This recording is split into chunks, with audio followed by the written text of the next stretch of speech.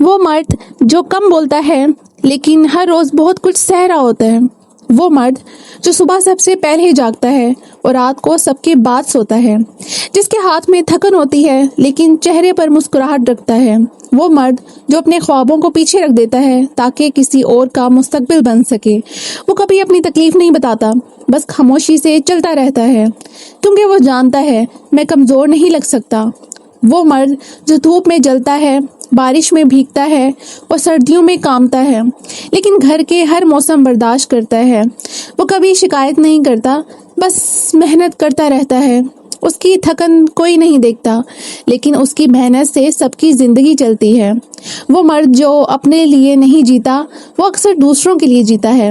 اور سب سے خوبصورت بات، جب وہ گھر آتا ہے تو وہ صرف تھکا ہوا انسان نہیں ہوتا، وہ امید ہوتا ہے، وہ سہارا ہوتا ہے، وہ خاموش محبت ہوتا ہے.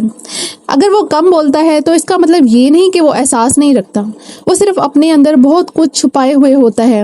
یاد رکھو، مرد سخت نہیں ہوتا، وہ بس ذمہ داریوں سے بھرا ہوا ہوتا ہے. اگر اسے سمجھ لیا جائے نا تو وہ پورے گھر کو جنت بنا سکتا ہے. اور آخر میں یہی کہوں گی کہ مرد وہ خاموش درخت ہے جو خود جل کر بھی دوسروں کو سایہ دیتا ہے. لہذا اپنے باپ، بھائی، شوہر کی قدر کریں.